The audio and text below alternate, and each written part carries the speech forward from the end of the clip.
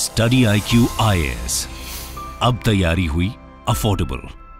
देश के सबसे खूबसूरत राज्यों में से एक उत्तराखंड, जिसकी राजधानी देहरादून है, आप देखते हो कि वो अपने पूरे के पूरे जो नज़ारे हैं, दिलफेक वादियां हैं, उसके लिए फेमस है। कई सारे लोगों का, खासकर नॉर्दर्न बेल्ट में अगर आप बात करते हो, एक समर डेस्टिनेशन के तौर पे सामने आता है। और जैसे ही वेकेशन शुरू होती हैं अराउंड मई एंड जून, पूरा का पूरा भीड़ जो है नॉर्थ इंडिया का वहां पे छुट्टियां मनाने पहुंच जाता है। पर उस खूबसूरती के बीच क्या आप जानते हो, एक ऐसा भी डिस्ट्रिक्ट है, ऐसा भी रीजन है उत्तराखंड में, जो कि अपनी मिस्टीरियस लेक और हॉन्टेड किस्सों के लिए जाना जाता है। और उसकी मिस्ट्री आज इतने सालों बाद भी अनरिजॉल्व्ड है। नमस्कार, मैं उत्कर्ष सिंह एंथ्रोपोलॉजी की सीरीज में आज एक न्यू वीडियो के साथ एक जर्नल डिस्कशन करने वाला हूं। किस बारे में? रूपकुंड लेक और उससे जुड़ी कई सारे किस्से और मिस्ट्रीज के बारे में। लेक्चर पे आगे बढ़ने से पहले आपको इंट्रोड्यूस करा दूं। कई बार हमने इसको यहाँ पे आपके साथ मार्क किया हुआ है, लेकिन फिर भी जो भी पीपीटी, जो भी मटेरियल यहाँ पे यूज होते हैं, पीडीएफ्स यूज होते हैं, वो आपको इजीली, एक्सक्लूसिवली, अर्लीस्ट यहाँ पे ये जो प्लेटफॉर्म है द सेपियंस वॉल्ट, उस पर अवेलेबल हो जाएगी। टेलीग्राम और इंस्टाग्राम पे दोनों पे यही सेम नेम है, आप सर्च कर सकते हो और हमारे साथ जुड़ सकते हो, कनेक्ट हो सकते हो। कई सारे अभी हम फ्यूचर में प्लान कर रहे हैं, क्विजेस के सेशन होंगे और भी कोई न्यूज़ अपडेट्स होती हैं, लिंक्स होते हैं, वहाँ पे प्रोवाइड कर दिए जाते हैं।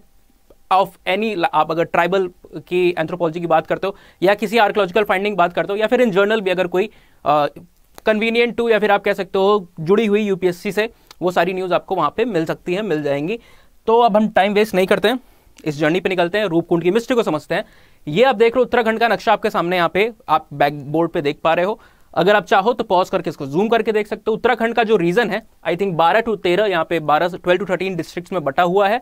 और उन डिस्ट्रिक्ट्स में से आप देखते हो, अगर उसको रीजनल बेसिस पे आप डिवाइड करोगे तो दो रीजन आते हैं, एक गढ़वाल रीजन है और दूसरा कुमाऊं रीजन है। उसमें आपको यहाँ पे एक डिस्ट्रिक्ट देखने को मिल रहा होगा, ऑल्दो ये येलो कलर ही है, हम उसको दूसरे से चेंज करके देखते हैं। ये जो पार्ट है चमोली, इसी के अंदर में ये जो लेक है जिसकी मिस्ट्री की हम बात करने जा रहे हैं, वो लोकेटेड है। लेक का नाम आपसे हमने बताया द रूपकुंड लेक। और रूपकुंड लेक की मिस्ट्री जो है वो आज से नहीं, देश के आजादी के टाइम से कई सारे एंथ्रोपोलॉजिस्ट, खासकर फॉरेंसिक एंथ्रोपोलॉजिस्ट, उसके पीछे जितने रहस्य हैं उसको ढूंढने में और कई सारे क्वेश्चंस हैं जिसको एड्रेस करने में लगे हुए हैं। अब मिस्ट्री है क्या? ये जो लेक है इसके बारे में कई सारे किस्से हैं।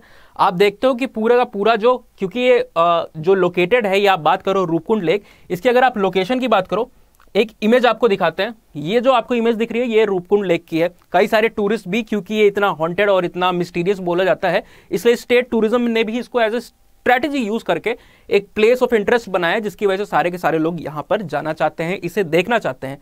अब ये आपको दिख रहा होगा एक डिप्रेस्ड टाइप इलाके में है ना, एक तरीके से एक लैब गोद तरह के इलाके में। और ये लैब किसका है? आप बात करते हो हिमालयन पीक्स हैं, हिमालय की चोटियां हैं, जिसमें से एक है, आप बात करते हो त्रिशूल।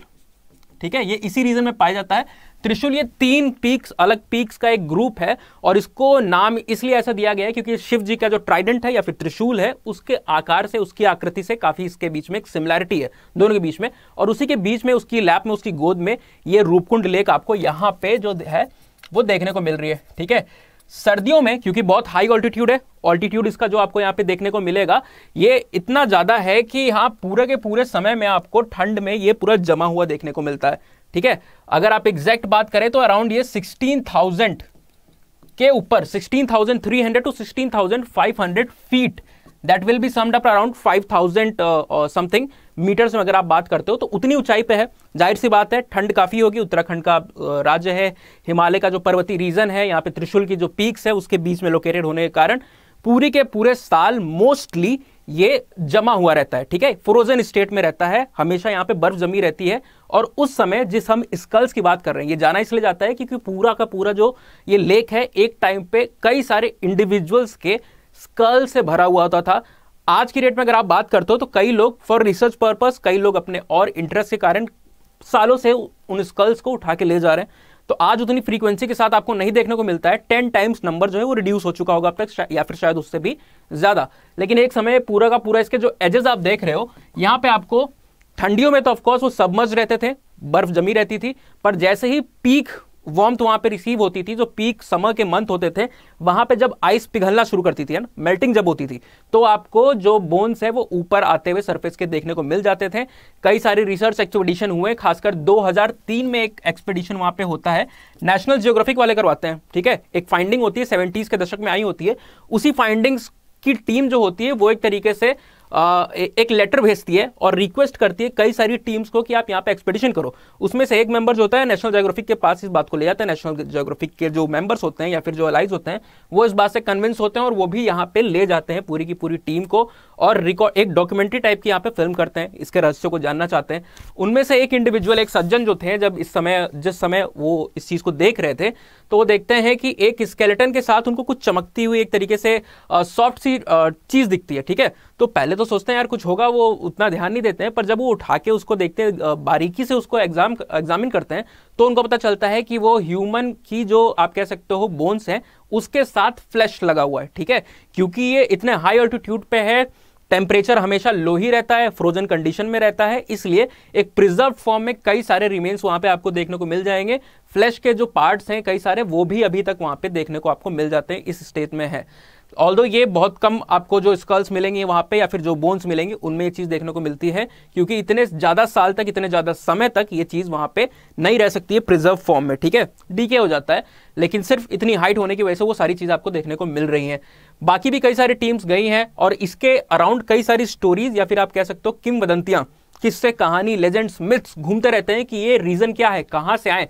कोई भी देखेगा, सबसे पहले अगर आप बात करो, यहाँ पे एक इंडिविजुअल की है जो शायद वहां पे ट्रैकिंग करते हुए गया है, लेकिन ऐसे ही एक तरीके से एक फॉरेस्ट रेंजर थे जिनका नाम माधवाल साहब था, यहाँ पे शायद आपको नाम दिया होगा प्रीवियस साइट पे। हाँ, ये हरि किशन माधवाल करके साहब थे। इन्होंने 1942 में, ये एक फॉरेस्ट गार्ड या फॉरेस्ट रेंजर थे वहां पे, और 1942 में वो जाते हैं इस रीजन में, तो उनको ये चीज वहां पे देखने को मिलती है, स्कल से भरा हुआ पूरा वो रीजन देखने को मिलता है। बहुत शॉक्ड होते हैं और ये ब्रिटिश अथॉरिटीज को पहले वो इन्फो पास होती है। पहले ब्रिटिश अथॉरिटीज क्या सस्पेक्ट करती हैं कि ये हो ना हो, उस समय वर्ल्ड वॉर 2 का सिनेरियो चल रहा था, जापानीज का आपको देखने को मिल रहा है, इंट्रूजन देखने को मिल रहा था इंडियन टेरिटरी में, तो उनका मानना था, वो थोड़े डर गए कि हो सकता है जापानीज आर्मी या जापानीज टेरिटरी से कोई आया हो और हमारे लोगों को, या फिर आप बात कर सकते हो कि वहां के जो नेटिव्स उनको मार के वो आगे बढ़ाओ। तो पहले तो बहुत घबराए क्योंकि सिक्योरिटी की कंसर्न थी, खासकर वर्ल्ड वॉर 2 के पीरियड में। आप देख रहे हो वर्ल्ड वॉर चल रही थी, उसी के समय की बात है 1942 की।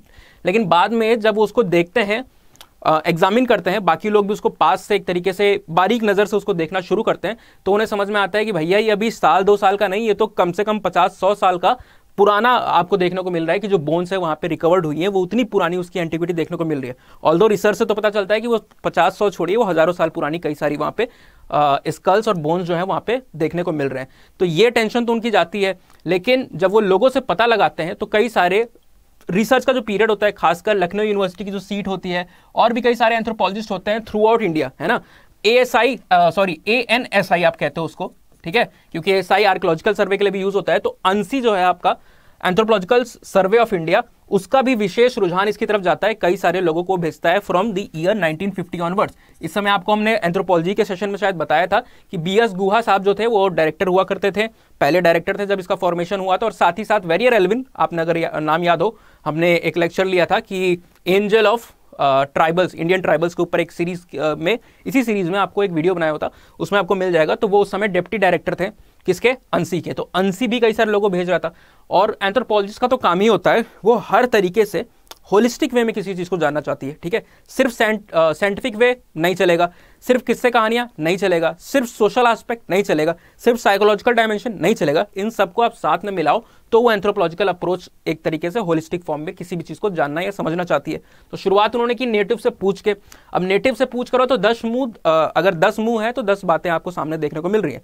कई लोग थे, उनका मानना था कि बहुत सालों पहले एक राजा थे, वो अपनी वाइफ के साथ आते हैं और उनके साथ आप देखते हो कुछ उनके सैनिक भी होते हैं। उसी समय एक पर्वतीय तूफान आता है, बर्फीला तूफान आता है, जिसमें रह के वो और उनके साथ जितने भी लोग आए थे वो उनकी मृत्यु हो जाती है। ठीक है, दूसरी लेजेंड इस प्रकार से जाती है कि यही एक और कोई राजा थे, कन्नौज के संभवतः राजा थे, वो भी अपनी वाइफ के साथ आ रहे होते हैं, और भी कई सारे लोग होते हैं, उनके बच्चे होते हैं, और उनकी पूरी की पूरी सेना होती है, एक मंडली लेके आ रहे होते हैं। और वो इस रीजन में आप जानते हो नंदा देवी, जो इंडिया की, अगर आप बात करो कंचनजंगा के बाद, तो सबसे बड़ी पीक है। ठीक है, आपको देखने को मिलती है वो। और यहाँ पे अगर आप बात करो नंदा देवी, दुनिया भर में अगर आप बात करो सारी रेंजेस में, तो सारी पीक्स में, तो शायद 23rd नंबर पे हाइट वाइज नंदा देवी आती है।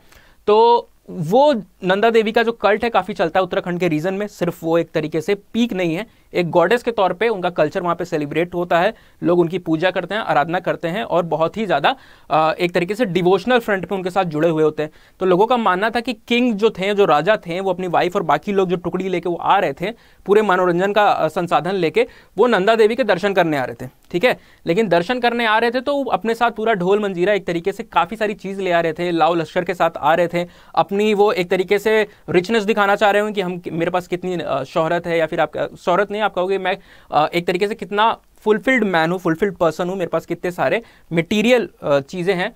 तो वो चीज का एक तरीके से वो दिखावा कर रहे थे। अलग अलग स्टोरीज में अलग अलग आपको वेरिएशन मिल जाते हैं कि कई सारे वो नाचने वाले लोगों को भी लेके आए थे, वो नाच रहे हैं, इस तरह की चीजें कर रहे हैं। और जो आप कह सकते हो भांग मदिरा इन तरह की चीजें जो हैं इंटॉक्सिकेंट है, इनको कंज्यूम कर रहे हैं। तो एक तरीके से डिसरिस्पेक्टफुल चीज थी टुवर्ड्स अ डीटी, आप अगर उनके दर्शन करने जा रहे हो तो।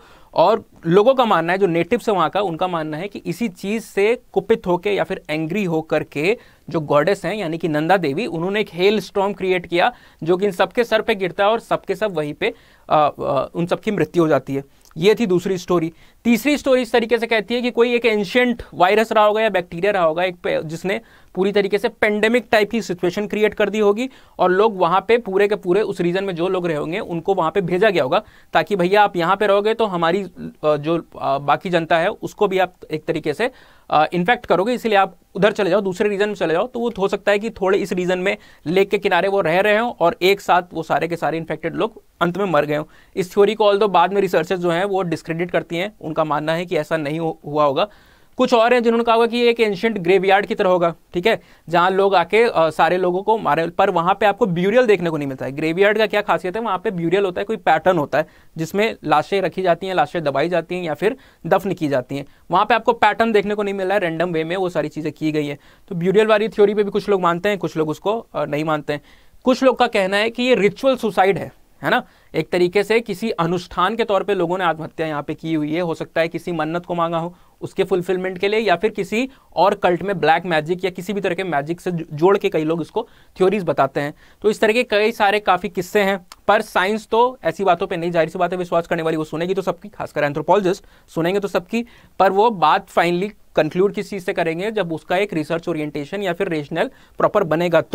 तो एंथ्रोपोलॉजी का शुरुआती लेक्चर में, आई थिंक दूसरा हमारा जो जर्नल लेक्चर चल रहा था इस सीरीज में, वहां पे हमने फॉरेंसिक एंथ्रोपोलॉजी के पूरे आउटलाइन को देखा था और उसमें क्वेश्चंस बनाए थे कि ये चीजों को फॉरेंसिक एंथ्रोपोलॉजी डील करती है कि ये कोई अगर रिमेन्स मिला है तो क्या ये रिमेन्स असली में बोन्स हैं या फिर बोन्स नहीं है, बोन की तरह कुछ और दिख रहा है। जब आपको पता चल गया कि वो बोन्स है तो वो इंसान के बोन्स हैं या फिर इंसान के नहीं है, नॉन ह्यूमन बोन्स है। आपको ये पता चल गया कि इंसान के, तो आप उसका जेंडर या फिर सेक्स पता करते हो, ठीक है, फिर आप उसकी एज पता करते हो, फिर आप पता करते हो किस कॉज से, किस वजह से उसकी डेथ हुई होगी, है ना। अलग अलग चीजों को आप पता करते हो। पूरा लेक्चर आप रिफर कर सकते हो अगर आपको फॉरेंसिक की बेसिक नहीं क्लियर है। उस वीडियो में बहुत आसान तौर पर डायग्राम्स के साथ बताया हुआ था फॉरेंसिक की सारी चीजें, आपको क्लियर हो जाएगी। तो फॉरेंसिक एंथ्रोपोलॉजिस्ट यहाँ पे आते हैं, उनके पास अगेन वो रिमेन्स है और वो सारे क्वेश्चन जो हमने वीडियो में डील किए थे वो भी उनके सामने है। तो उन सारे क्वेश्चंस को सॉल्व करना चाहेंगे, उस सारी मिस्ट्री को सॉल्व करना चाहिए।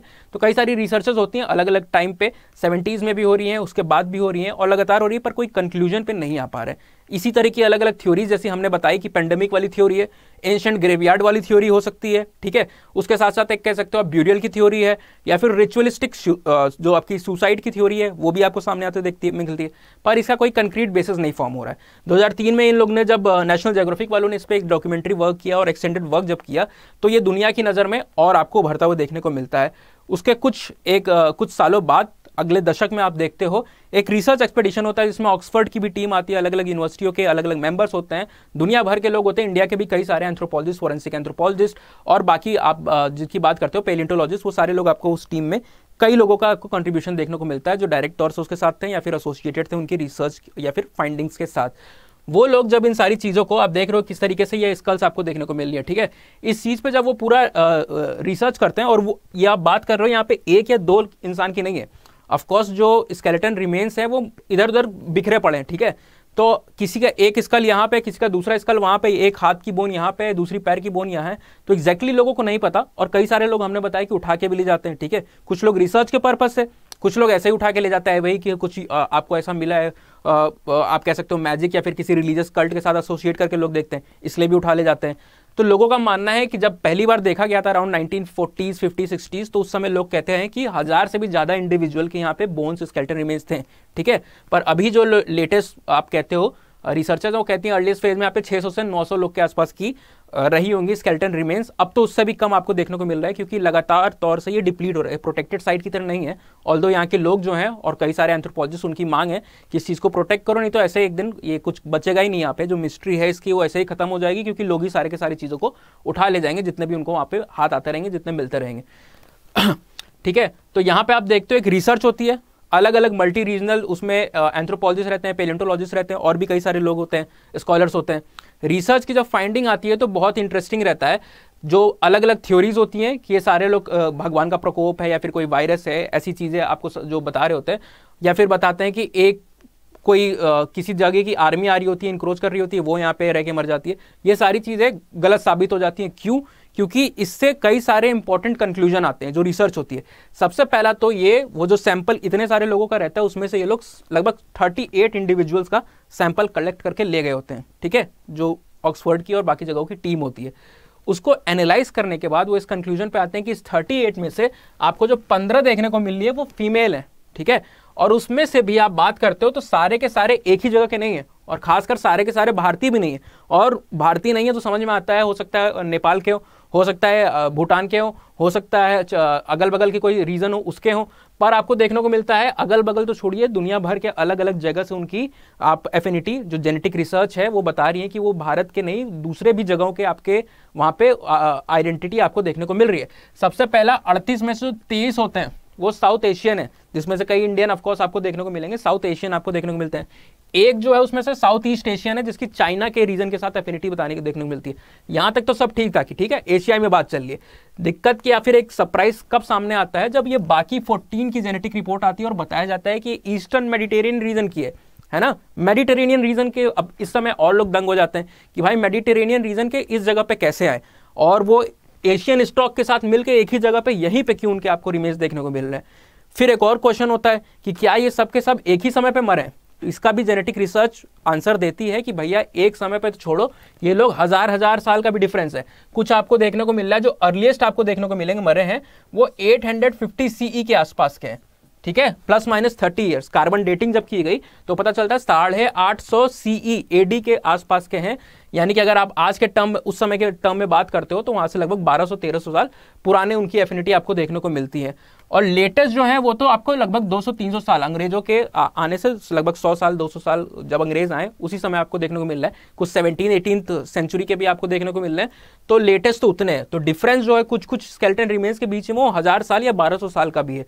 तो टाइम पीरियड का डिफरेंशिएशन आपको देखने को मिलता है कि सब एक समय पे नहीं मरे थे, ठीक है।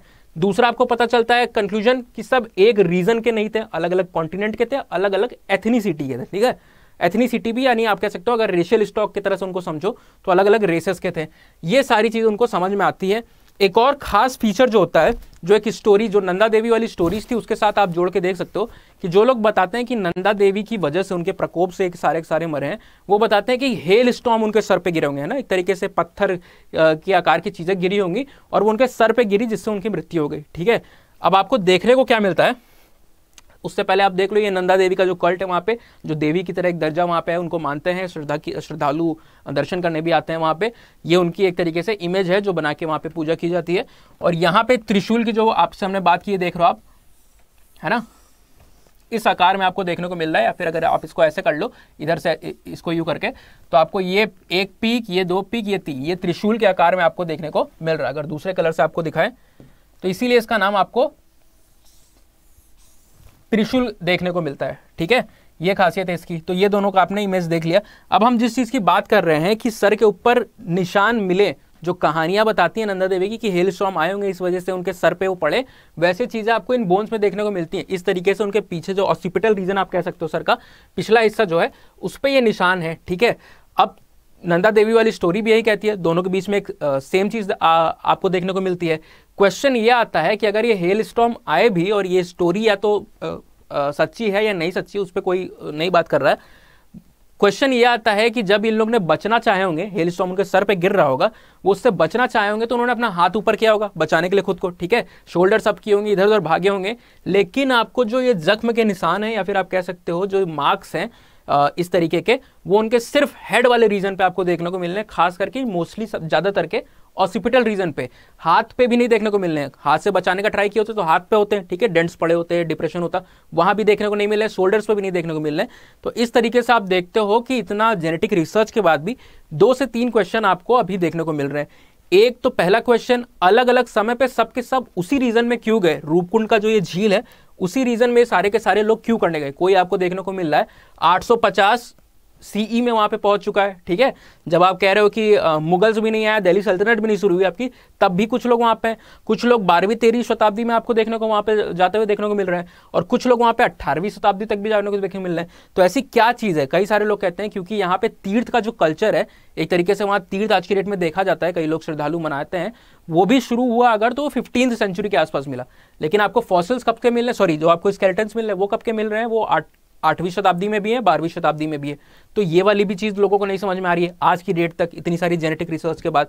दूसरा क्वेश्चन जो आता है, इतने मल्टीपल एथनिसिटीज के लोग यहाँ कहाँ से आए, किस तरीके से आए, है ना, और क्यों आए, ये क्वेश्चन है। कि एशिया का तो समझ में आता है, ट्रेवल करते हुए इधर उधर जाते हुए हो सकता है, चाइना का भी एक हद तक समझ में आ जाता है, नेपाल का कोई हो तो वो भी समझ में आ जाता है, ठीक है, पर ईस्टर्न मेडिटेरेनियन रीजन के और बाकी कॉन्टिनेंट के रीजन के लोग यहाँ पे इस जगह पे ऐसी आइसोलेटेड, ऐसी दुर्गम जगह पे जहाँ पे आज भी जाना, इतनी कनेक्टिविटी होने के बाद भी जाना बड़ा मुश्किल है, ट्रैकर्स के लिए और हाइकर्स के लिए, उनके लिए भी मुश्किल हो जाता है काम। वहां पे लोग क्या करने आए थे, इतने मल्टीपल एथनिसिटीज के लोग।